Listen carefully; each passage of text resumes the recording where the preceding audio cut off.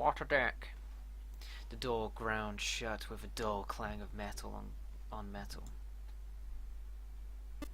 Clover, are you alright? Snake ran to Clover's side as she lay on the floor. Yeah, I'm fine. She climbed unsteadily to her feet, and once there leaned heavily on Snake's shoulder for support. Junpei ran to the door. The others followed him.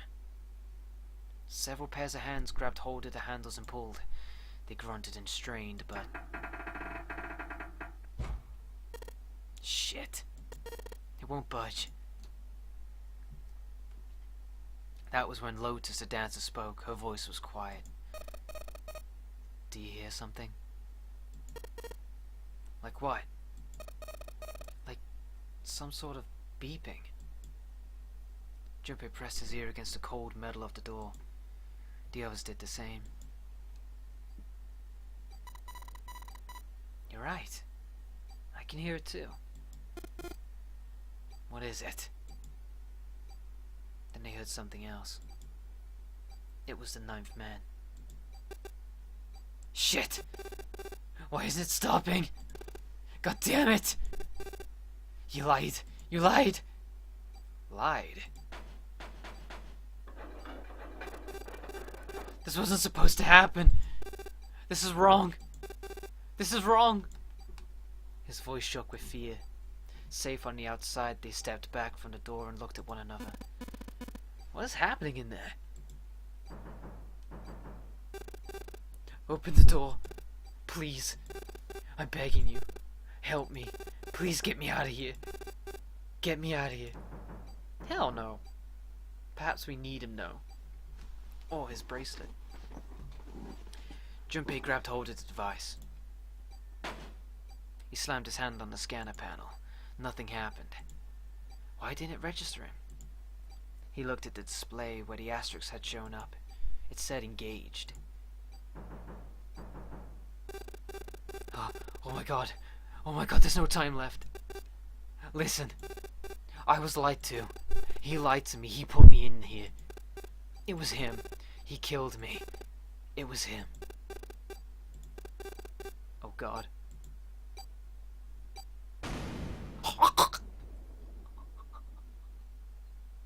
I think he just popped.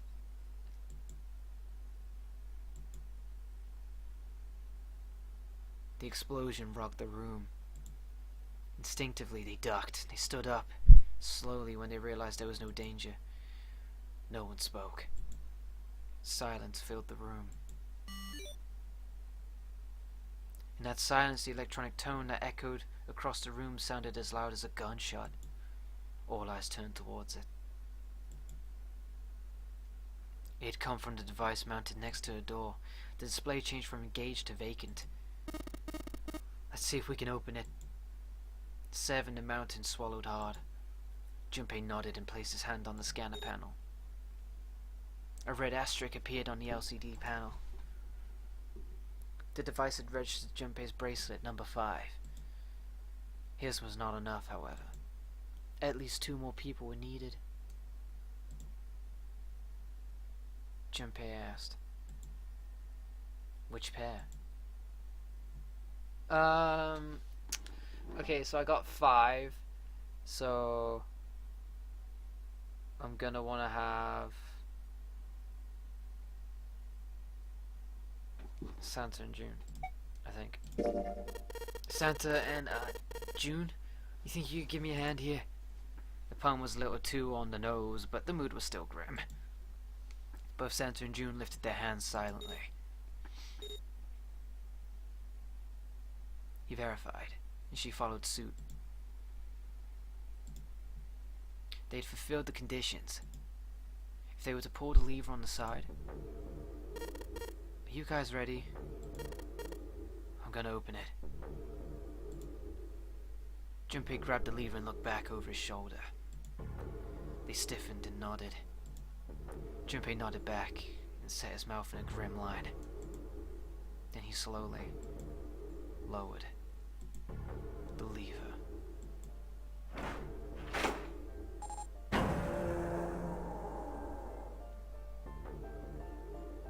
There was a metallic groan, and the door slid open. A breath of air drafted out of it, carrying a stench that nearly made them gag. Junpei grimaced and put a hand over his mouth. Oh my god. Lotus and Ace shuddered. Seven grunted. Whoa, that's pretty bad. Even Santa's voice shook.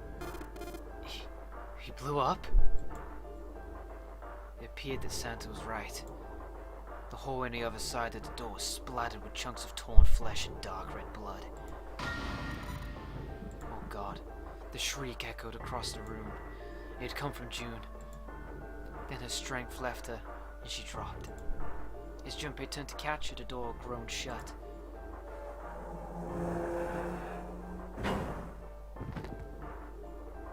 She crumpled to the floor. June, are you okay? Junpei dropped to his knees and put his arm around her shoulders. That was when he noticed. Her whole body was feverish. She was radiating intense heat. What the hell? Where did this fever come from? June didn't answer. Her face looked like wax, and her whole body began to shake. Alright, let's just rest for a minute, okay? You think you can walk? She nodded weakly. Junpei lifted June to her feet and guided her to a nearby chair. Here we go. As gently as he could, he set her down in it. How are you feeling? Are you alright? She nodded as she did, a single huge tear rolled down the side of her face. Why? Why did this happen? Her voice cracked, broken by misery and grief, and choked by sobs. Why did this happen? Junpei spun around. Do any of you know what the fuck is going on here? Who's Zero? What's this nonnery game? Come on, anybody. Anything. What the hell is going on? What are we doing here? No one spoke. Ace, Snake, Santa, Clover, Seven, and Lotus. They simply stood there. 7 pairs of downcast eyes, and 7 grim lines about. 7 grim lines for mouths. June's body shook with silent sobs. They slowed as the minutes tickled, and eventually they stopped. God, man, my mouth is dry. Oh. Suddenly, in the cold, heavy silence that had enveloped them in a thick fog, a bell began to ring. God, an hour's passed already? The clock in the central hall. 7, 8, 9, 10 times. Fuck. And then, on the 10th ring, it stopped. The sound of the bell faded into silence. It's 10 o'clock then. Ace said what each of them had been thinking. That means it's been an hour since Zero's little announcement. Seven's deep voice echoed across the room. Fuck! I've had enough of this crap! Santa leapt to his feet, his fists clenched. How long are we gonna pussyfoot around like this? We've only got 8 hours until this time limit Zero was going on about is up. Let's get going already. Go. Santa's outburst fell on deaf ears. No one seemed to agree with him. They stared back at him, their eyes blank and their faces tired. Finally, Lotus spoke. No, I refuse. Fuck Lotus, get with the program. I'm not going to end up like him. Him? You mean the 9th man? Of course. Who else? In his mind's eye, Junpei saw the corpse again. The dark reddish black pool of blood. The scattered pieces of flesh. Oh lordy. Organs strewn across the floor like the blossoming of a grotesque flower. The explosion that had torn through his body had been powerful. The 9th man's neck had been twisted at an odd angle. Junpei suspected a detonation had thrown him against a wall. Half of his face was crushed and the other half was covered in blood. Most of his abdomen had been emptied, either by the explosion or by gravity. He had landed on his back, and stark white ribs jutted out of his chest, like the legs of some sort of macabre crab. Junpei felt something flip in his stomach. I think he just screwed up. Eyebrows went up and Santa continued. He probably set up some sort of trap, and I killed him. Well, he disobeyed the rules. It had to be the people who opened the door went through the door. And he had Clover and Ace open the door as well, but they didn't go with him, so perhaps that triggered his device. I'm not gonna screw up like that. I'm getting out of here alive.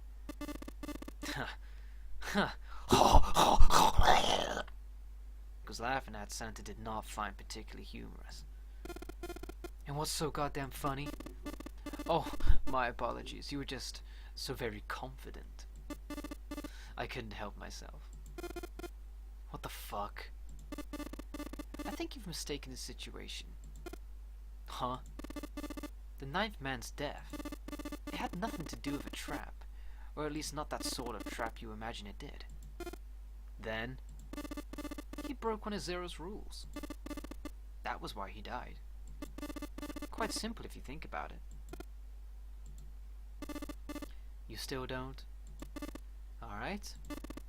How about you take a moment and think back to what Zero said? Specifically, what did he say about the number of people?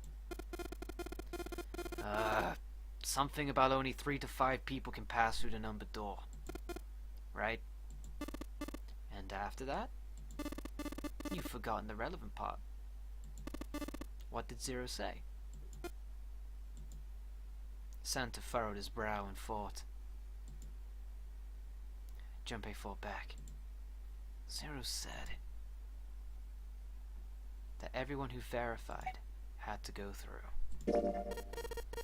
All those who enter must leave, and all who enter must contribute. Right? I think it was something like that. Whatever it was, it means that groups of less than 3, more than 5, can't go through. That is correct. A gold star for you, Junpei. Snake inclined his head toward Junpei. The ninth man, however, broke that rule. He tried to pass through a numbered door by himself. That was why he was executed. Then Zero's watching us from somewhere, making sure we don't break any rules. Oh, I'm not sure of that. Why not? Because this execution system is entirely automatic. You didn't notice? There's no need for him to monitor us. What do you mean? Snake looked at Seven with what could only be described as pity and sighed. Very well. I see it must be me who tells you. I've waited long enough, I suppose. I had hoped Zero might spare me the trouble, but that seems increasingly unlikely. He couldn't see them, of course, but perhaps Snake sensed the confused eyes upon him. When he spoke, he gave words to everyone else's thoughts. Do you know something? Well, I know a great many things, but yes. What is it you know? Here. Snake removed a card from the pocket of his jacket. With a flourish, he presented it to Ace, who took a close look at it and spoke. Come on now. What's the point of giving me this? Give me that. Santa snatched the card from Ace, but his expression of disgust quickly turned to one of confusion. Huh? Hell is this? Seven tugged it out of Santa's hands. Huh. I see. The card went from Seven to Lotus, from Lotus to June, and finally to Junpei. He looked at it and understood. This is Braille. Braille, the written language of the blind. The card was covered with small embossed bumps. Junpei could recognize it, but he certainly couldn't read it. Sorry guys, I can't read this. Junpei handed the card back to Snake, who nodded at him with a small smirk. Okay, well that was fun. What's so important about that card? I found it in my pocket. I can only assume it is a message from Zero. From Zero? A message? What does it say? Suddenly everyone was crowding around Snake, desperate to hear what the message said. Santa especially looked as if he were about to grab hold of Snake and shake the answers from him. Snake raised his hand. Calm down now. No need to panic. You don't need to force me, I'll read it. Junpei swallowed hard and waited for him to start. He was not the only one. Presently Snake began to read, his voice calm. His fingers glided over the tiny bumps as he spoke. Bracelet number 2. Since you are not blessed with sight, I shall bless you, and only you, with information. I shall tell you of the function of the red, or the dead, and of the bracelet. The red is the recognition device. It will verify your number. Beside every number door, you will find a red. The dead is the deactivation device. It does exactly what it says. Once you have passed through the numbered door, you must use the dead to stop the detonator in your bracelet. But perhaps you are wondering, what does this detonator detonate? I'm afraid this may be something of a surprise. I have placed a small bomb inside of you, and the people whom you're about to meet. You swallowed it while you're unconscious. I have no doubt that by the time you read this note, the bomb would have passed your stomach and found its way into your small intestine. In other words, you'll be unable to regurgitate it. I suggest you do not try. As I mentioned before, the bracelet on your left hand contains a detonator. Think of it as a remote fuse or timer for the bomb in your body. There's only one condition which will cause it to detonate. That condition is that you enter a numbered door. Once you have done so, the timer will activate, no matter who you may be. You will have 81 seconds. If after that time, the detonator... Wait, 81, that's 9 times 9. Man, it got real hard on for 9s, haven't they? If after that time, the detonator has not been deactivated, it will send a signal to the bomb in your body, instructing it to explode. In order to deactivate the detonator, every person who verified their number at the red must also verify their numbers at the dead. Once all numbers have been verified by the dead, you need only pull the lever at its side and the countdown will cease. Anyone who does not verify their number at the red will find themselves unable to verify their number at the dead. That is to say, if you should pass through a numbered door without first verifying your number at the red, in 81 seconds, you will be dead. You must also keep in mind that the numbered doors will close automatically after 9 seconds have passed. So long as the door is open, the dead will not function. You would do well to remember this. Lastly, let us discuss how to remove the bracelets. There are only 2 ways to do so. 1. You escape from the ship. 2. Your heart rate reaches 0. In other words, once the bracelet is taken outside the confines of the ship or detects that its wearer's heartbeat has fallen to 0, it will shut down automatically. There is no other way to remove your bracelet. If you attempt to force it off or disable the detonator, the bomb within you will immediately explode. This is all the information which I can impart to you. How you choose to use it is for you to decide. If used wisely, you can eliminate those who might be a danger to you. For a time, you would be able to control your fate. I wish you the best of luck.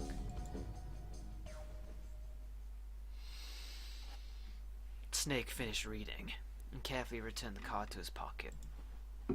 The message had been lengthy, but its meaning was clear. Only those who verified their numbers at the red could pass through the numbered doors. Teams could not increase or decrease their numbers. The reds, deads, and bracelets enforced the rules. They were judge, jury, and executioner. In defiance of Zero's suggestions, both Santa and Seven put fingers down their throats and began to gag. The rest stiffened. Some touched their stomachs, some simply stared at their bracelets. Junpei, there it is again. He turned orange and touched his stomach. There was a bomb inside his body. The thought of it made him queasy. His stomach felt oddly hollow and his legs were weak. Why had Zero designed such a ludicrous game? Junpei looked over at the others. Alright, I'm gonna ask this one more time. Do any of you know anything about Zero? They were all silent, each person waiting to hear what the others would say. Finally, Santa spoke. Actually, I saw him. I saw Zero when I got grabbed. I didn't see his face, though. Son of a bitch was wearing some kind of gas mask.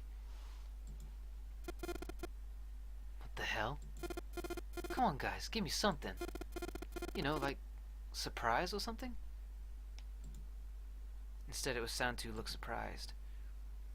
There was a moment of silence, and then everyone spoke at once. Yeah, I saw him too. Me too. He was wearing a gas mask. As stories were sorted out, the truth became clear.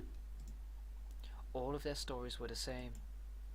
They had been abducted at home at midnight. The person claiming to be Zero had worn a mask. There had been white smoke, and then each person had passed out. When they awoke, they had found themselves on D-deck in a room with a 3-level bunk bed. Only Seven's stories seemed to lack the detail of the others. Oh. Me? Yeah, well, mine was just like the rest of yours. That was all he said.